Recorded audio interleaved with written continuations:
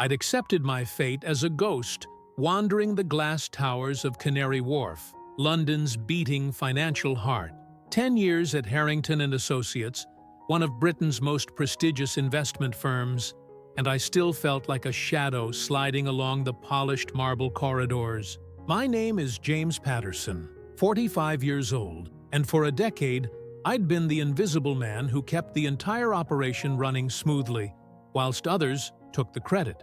It was the 19th of December, a particularly bitter Friday, with that bone-chilling dampness only London can produce. The Thames looked grey and forbidding from our offices, and even the lights of the city seemed dimmed by the persistent drizzle. I stood outside One Canada Square, adjusting my Burberry scarf against the wind, contemplating whether to attend the firm's Christmas party on the 40th floor, or simply take the tube home to Richmond. My wife, Elizabeth, had encouraged me that morning as she prepared breakfast in our Victorian terrace house. She stood by the Aga, making proper tea in the Brown Betty teapot we'd received as a wedding gift 18 years ago, and said with that knowing smile that first caught my attention at university, "James, perhaps tonight will be different." Our son Oliver, 19 and back from Cambridge for the holidays, looked up from his Times crossword and said, "Dad, you're brilliant. One day they'll see it too." Our daughter Charlotte, 15 and fierce, hugged me tightly before I left for the station. "Daddy, those bankers don't deserve you, but I know something good is coming. I can feel it." The lift to the 40th floor was packed with colleagues discussing their Christmas plans. Some were off to their cottages in the Cotswolds, others skiing in Verbier, and a few to family estates in Scotland. No one acknowledged my presence. I was invisible, as always. The past few weeks had been particularly brutal. Rumors of redundancies were rife. Brexit complications, market volatility, and the loss of several major clients to American firms had everyone on edge. My immediate superior, Richard Thornberry, had called me into his office 5 times in the past fortnight, each time with that peculiar British mixture of awkwardness and implied threat, never quite saying what he meant. I knew what was coming. When firms downsize, they always start with those who don't make waves. The lift doors opened onto the grand reception area, transformed for the occasion. The decorations were tastefully extravagant. A 15-foot Norwegian spruce adorned with Fortnum and Mason ornaments, tables groaning with Christmas puddings from Harrods, mince pies from Selfridges, and enough Bollinger to float a yacht. The partners had spared no expense, as was tradition. I took a glass of sparkling water and retreated to my usual spot by the floor-to-ceiling windows overlooking the Thames. From there, I could observe without being observed. There was Charles Pemberton, the head of trading, holding court with his Eton stories. Victoria Ashworth, director of client relations, immaculate in her Stella McCartney dress, surrounded by her usual coterie of admirers. And there, by the champagne fountain, stood Sir William Harrington himself, 73 years old, silver-haired, in his Savile Row suit, the very picture of British establishment power. I thought about all those years, the nights I'd spent perfecting pitch documents that others would present as their own work, the weekends sacrificed solving problems whilst my children grew up without me, the Deutsche Bank merger 5 years ago, where I'd spotted the regulatory issue that saved us £40 million. Richard Thornberry had presented my analysis to the board as his own insight. I'd remained silent, paralyzed by that peculiarly British reluctance to make a fuss. Suddenly, the chatter died down. Sir William tapped his champagne flute with a silver spoon. The room fell silent immediately. My heart began racing. This was it, the redundancy announcement. "Ladies and gentlemen," he began, in that plummy voice that had intimidated generations of bankers and politicians alike. "This year has been rather challenging. Global uncertainty, regulatory changes, fierce competition from Wall Street. We've weathered quite the storm." A murmur rippled through the crowd. I pressed myself further into my corner, gripping my untouched water glass. However, we haven't merely survived, we've thrived. And whilst we're all here celebrating, It's only right to acknowledge that not everyone has contributed equally to our success. My stomach clenched. Here it came, the British way of sacking people. Polite, indirect, devastating. There is someone amongst us who has toiled in obscurity for far too long, someone whose brilliance has illuminated our path whilst they themselves remained in shadow. Tonight, we correct a decade-long injustice. The silence was so complete, you could hear the rain pattering against the windows. James Patterson, would you be so kind as to join me? The world stopped. Had he really said my name? 200 pairs of eyes swiveled towards me. Some colleagues were clearly trying to place who I was. 10 years in the same firm, and many were discovering my existence for the first time. My legs felt like jelly as I crossed the room. My footsteps echoed on the Italian marble floor. Faces blurred past. Curiosity, confusion, a few glimpses of recognition. When I reached Sir William, he placed a firm hand on my shoulder. Ladies and gentlemen, allow me to properly introduce the architect of our success over the past decade. Mr. Patterson has been with us for 10 years. 10 years during which he has quietly solved problems that would have sunk lesser firms. The Deutsche Bank merger? His analysis saved us from disaster. The Hong Kong expansion that netted us £60 million last year? His strategy. The regulatory navigation that kept us ahead of the FCA's investigations? James Patterson, working 18-hour days without recognition or complaint. I felt tears welling up. He'd known. He'd always known. I must confess something, Sir William continued. I've been observing Mr. Patterson for years. I've watched as his exceptional work was claimed by others. I've seen his extraordinary discretion exploited. And I waited. Why? Because I wanted to see if he would break, become bitter like so many in the city do. Instead, he continued to excel, maintaining an integrity I've rarely witnessed in 40 years of banking. He turned to Richard Thornberry, whose face had gone the color of Dover chalk. Mr. Thornberry, did you truly believe I didn't know where your remarkable insights originated? That I hadn't noticed every one of your presentations bore James's fingerprints? You were gravely mistaken.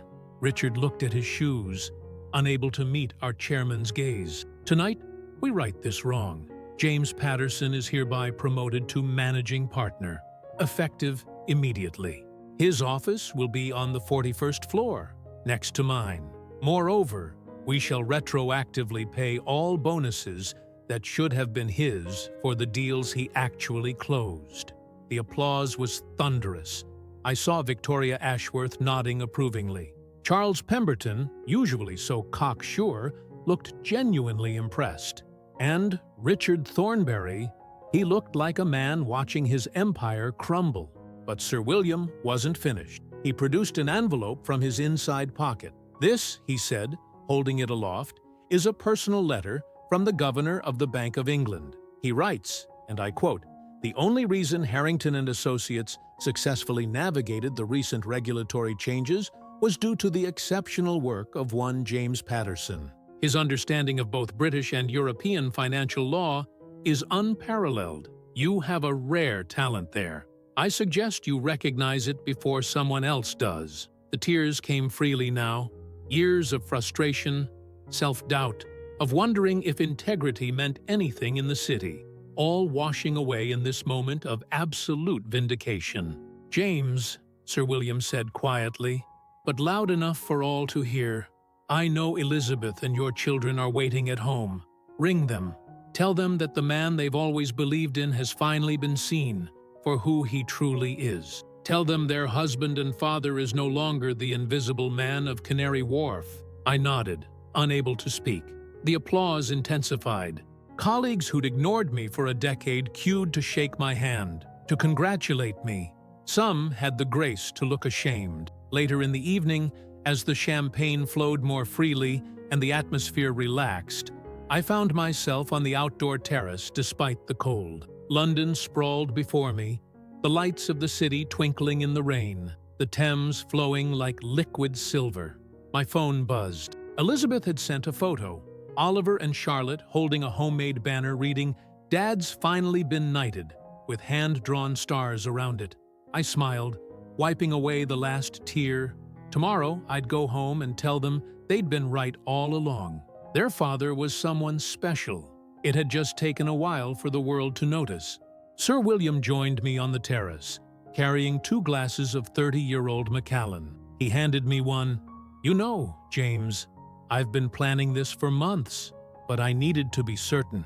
Certain you were the man I believed you to be. Last week, I received 3 approaches from other firms wanting to poach you. Goldman Sachs, J.P. Morgan, and Rothschild & Codors. They'd all recognized what we had right under our noses. Why now? I finally asked, my voice still shaky. Because yesterday, I read your analysis of the post-Brexit Asian markets. It was absolutely brilliant, and I realized that if I lost you, I wouldn't just be losing an employee. I'd be losing the strategic soul of this firm. Also, he took a sip of whiskey. My nephew, George, has been working in your team for 8 months. He told me you're the only senior who truly mentors the juniors, who takes time to explain not just the what, but the why, never seeking glory, always building others up. That's when I knew I couldn't wait any longer. The rest of the evening passed in a golden blur. Richard Thornberry approached me to apologize, his usual arrogance completely deflated. He admitted he'd always known I was the real talent, but his own insecurity and ambition had driven him to steal my work. "I forgive you, Richard," I told him, "but things change from today. I expect complete transparency going forward." He nodded and walked away. I later learned he'd requested a transfer to the Edinburgh office. At 2 in the morning, I finally left the building. Snow had begun to fall, unusual for London, transforming Canary Wharf into something from a Dickens novel. A black cab was waiting, arranged by Sir William. The driver, a cheerful Cockney, grinned at me in the rear-view mirror. "Blimey, you're the talk of the whole building, Gov. About time one of the good ones got recognized, innit?" The journey to Richmond was surreal.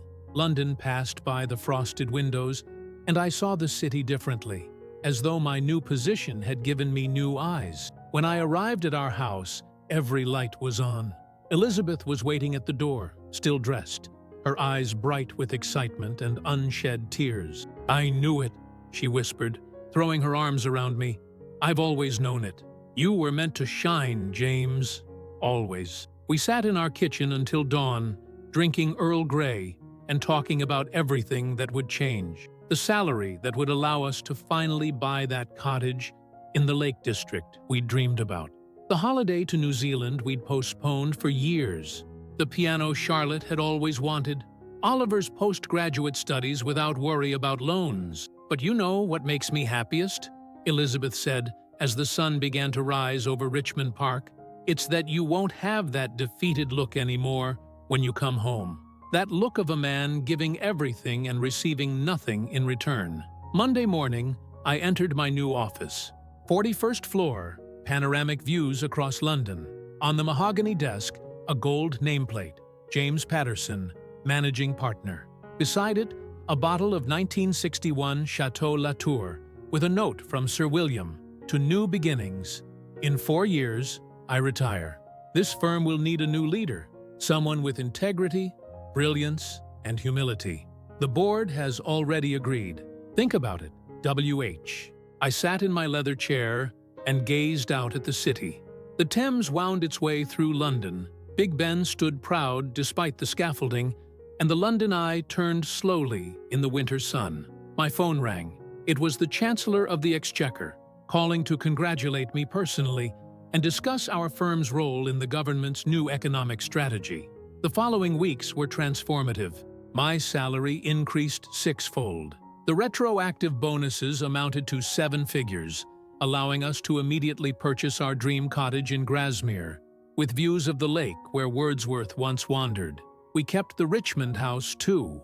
London would always be home. But the deepest change was internal, being finally seen, recognized, valued.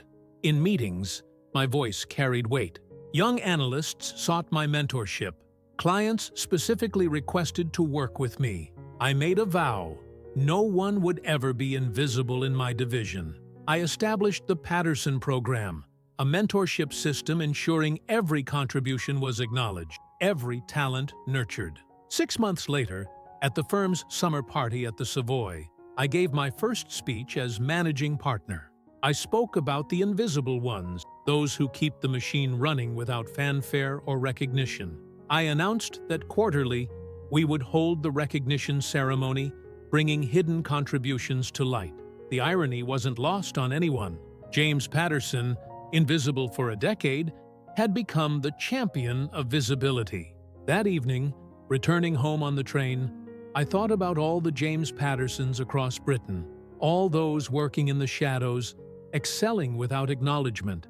I knew my story could give them hope, that sometimes patience and integrity do pay off. That talent, eventually, is always recognized. Oliver was waiting in the garden of our cottage. Despite it being term time, he'd taken the train up specially.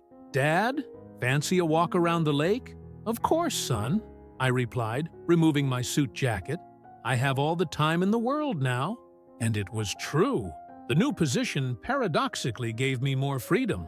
No more need to prove myself by staying late. My work spoke for itself. Charlotte was practicing Chopin on her new Steinway. "Dad, will you listen? I'm preparing for the Royal Academy auditions." I smiled. Music filled our cottage, echoing across the lake. It was the sound of dreams finally realized. 3 years have passed since that December evening. Sir William is preparing for retirement, and the board has formally offered me the chairmanship. James Patterson, chairman of Harrington Associates, the boy from a Newcastle council estate, leading one of the city's most prestigious firms. Who would have believed it? Last week, I received a letter from a junior analyst in our Manchester office. She thanked me for the Patterson program, which had finally brought her contributions to light after 4 years of invisibility. She ended with, "You've shown me that being invisible isn't permanent. It's just the darkness before the dawn." I've framed that letter. It sits on my desk beside a photo of my family, a daily reminder of where I've come from and why I do what I do. Today, when I walk the floors of Harrington Associates, I look carefully. I search for the invisible ones, the quiet ones, the humble ones. And when I find them, I stop, I talk, I listen. Because I know what it's like to be unseen. My story isn't unique. It's the story of millions of Britons who work hard, who excel in the shadows, who keep this country running without recognition or fanfare. But sometimes, just sometimes, justice prevails. The light breaks through, and the invisible become visible. My name is James Patterson. I'm 48 now, and I'm living proof that perseverance, integrity, and hard work eventually pay dividends. Perhaps not immediately. Perhaps not in the way you expect. But one day, your moment will come. The Christmas party at Harrington Associates approaches again. This year, I'll give the speech. And I know exactly what I'll say. In this firm, no one remains invisible. Every talent will be recognized, every contribution celebrated, every person seen. It's my mission, my commitment, my way of paying forward what was given to me that December evening when everything changed. Yesterday, Charlotte told me something that moved me profoundly. "Dad, I know what I want to do after university. I want to go into business, but not for the money or prestige. I want to create companies where no one is invisible, where everyone's contribution matters. Like you're doing." My eyes well up writing these words. The circle closes. Yesterday's invisible man shapes tomorrow's leaders who will ensure no one remains unseen. That's true success. Not the titles, not the money, not the corner office with views of the Thames. It's transforming your suffering into strength for others. It's turning your past invisibility into a beacon for those still in the shadows. My name is James Patterson, and if you're reading this feeling invisible, know this: your moment will come. Keep excelling, keep working with integrity, and one day, when you least expect it, someone will switch on the light, and you'll discover you were always a star. You just needed the right moment to shine. Big Ben chimes midnight outside my window. London never sleeps, just like the dreams of those working in the shadows, waiting for their moment. And now it's my turn to be that light for others. Like the lighthouse at Dover guiding ships home, I'll guide the invisible towards the recognition they deserve. So tell me, what's your story? Have you ever experienced that moment when everything changes, when the invisible becomes visible? Share your experience in the comments below. Your story might be exactly what someone needs to hear today. Subscribe to this channel and ring the bell so you never miss stories like this. Every week, we share real stories of British professionals who transformed their invisibility into strength. Give this video a thumbs up if it touched your heart. Share it with someone who needs to hear that their moment is coming. Because together, we can make the invisible visible. Together we can change the culture of British workplaces, one recognition at a time. Join me next week for another story that will, I hope, illuminate your day, as that December evening illuminated my life. Remember, you're all stars. You just need to wait for your moment to shine. Cheerio, and remember, keep calm and carry on believing in yourself.